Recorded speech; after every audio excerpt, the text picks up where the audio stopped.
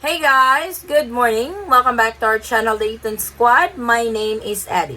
So for today's video is the revised entry requirements to unvaccinated foreign nationals and Filipino nationals entering the Philippines this time. Details coming right up.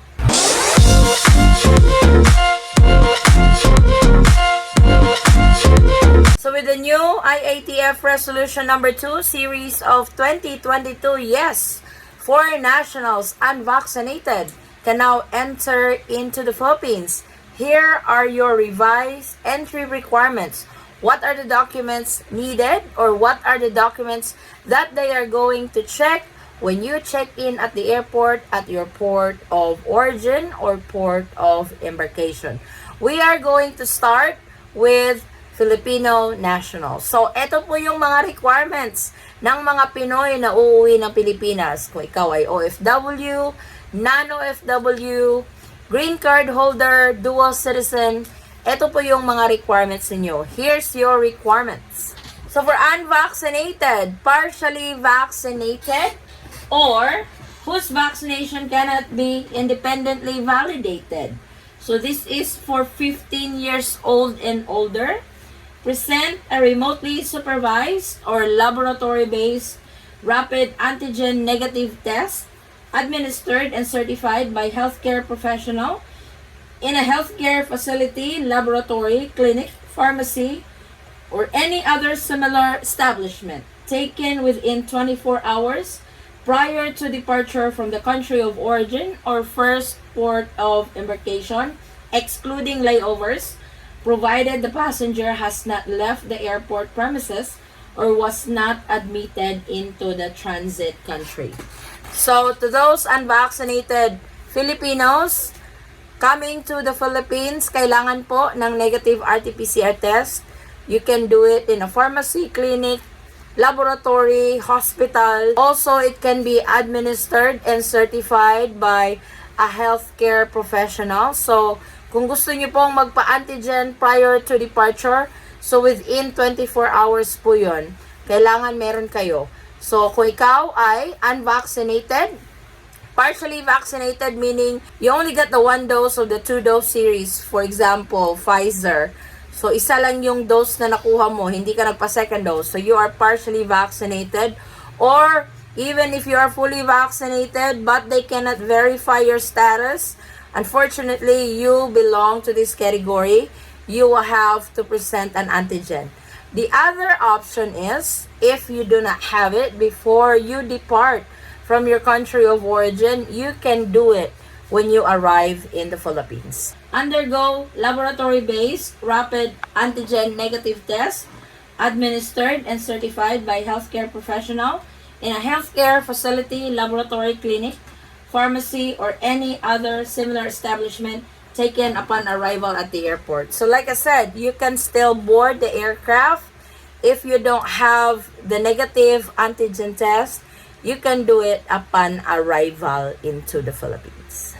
This protocol goes the same with foreign nationals entering the Philippines as an unvaccinated. You can do an antigen test within 24 hours prior to departure, or you can do it upon arrival into the Philippines. So, same rules applies to Filipinos and foreign nationals traveling to the Philippines unvaccinated. And yes, if you guys notice, I did not mention any quarantine. They have completely removed quarantine. Unlike before, if you are traveling to the Philippines unvaccinated, you will have to go through the 5 days quarantine. They won't even let unvaccinated foreign nationals come into the country. But this time, it's open. The quarantine is also removed. For accompanied minors below 15 years old of age who are not vaccinated, follow the quarantine protocol of their parents or an accompanying adult or guardian traveling with them. So, to those minors traveling to the Philippines with their parents, if you are 15 years old and below, but your parents are fully vaccinated or unvaccinated, they shall follow the protocol of the parents' vaccination status. So, if your parents are unvaccinated, pretty much you will have to present a negative antigen test. For unaccompanied minors below 15 years of age who are not vaccinated follow the protocol under items B1 and B2. So I have read that to you guys already. The first option, B1, that's presenting a negative antigen test within 24 hours prior to departure, or the B2 is testing upon arrival into the Philippines. So we have some additional requirements for traveling foreign nationals into the Philippines unvaccinated. Passport valid for at least 6 months at the time of entry. Valid visa if applicable for those who are not entitled to a visa-free entry into the Philippines, as well as those with immigrant or non-immigrant visa. So the visa is required if you are coming from a country that is visa required, for example, India, Pakistan. So unfortunately, you have to apply for a visa before you are allowed entry into the Philippines. And when they mention immigrant and non-immigrant visas, these are 13A and SRRB visa holders. Temporary visitors, valid onward or return ticket to port of origin or next port of destination corresponding to their allowable period of stay. So this has been a requirement before the pandemic. If you are entering the Philippines as a foreign tourist or 9A visa holder, you will have to present an onward or exit ticket or outbound ticket to the next destination. So make sure to have that, because you can actually get denied if you don't have it when they check.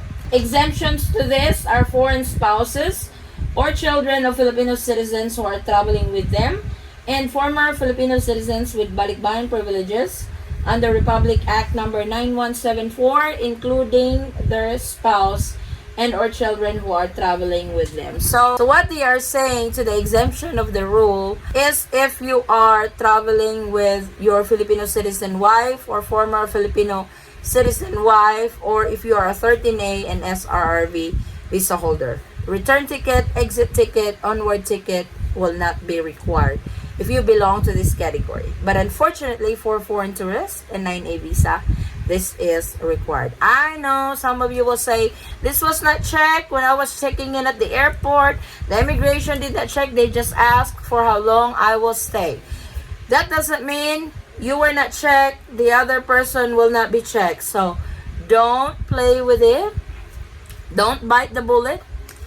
Buy that onward ticket, because knowing your luck, that's the first thing they will check when you get to the airport. So please make sure to have it. So aside from these requirements for nationals entering the Philippines, of course, you need your passport. We have mentioned that already. Ticket, we have mentioned that as well. Register with e-arrival card. That is very important. Like they said, it's not mandatory. Not mandatory for you to have before boarding. You cannot get denied because you don't have e-arrival card. So whether you have it or not, before boarding, you will still be allowed to board the aircraft. You can also do it when you arrive in the Philippines. But that's still part of the requirements to the Philippines. E-arrival card registration within 24 hours prior to departure or upon arrival into the Philippines. So some have probably flown when this news was out in the world that unvaccinated foreign nationals can now enter the Philippines. This actually has started November the 4th of 2022. I still hear that some airlines are asking for vaccination card, blah, blah, blah. But all airlines should have updated their travel protocols to the Philippines. I know Philippine Airlines has already updated. Delta Airlines have already updated it. Singapore Airlines, they have updated it. So if you are flying with a particular airline, make sure that their protocols, travel protocols to the Philippines, have already been updated to this latest revised IATF Resolution number 2, series of 2022. So this is our latest travel updates to the Philippines for unvaccinated foreign nationals and Filipino nationals. Revised entry requirements starting today going forward. Thank you guys so much for watching. If you have any questions, concerns, or inquiries with regards to this video or in any of our travel related videos, please comment it down below and I will try to get back to you guys as soon as I can. Or you can direct message me in our Facebook page, same handle, the Eaton Squad. Again guys, thank you so much for the continued support and trust to our channel and to our family. I hope to see you on our next update. Stay safe, stay healthy, and God bless everyone. Bye.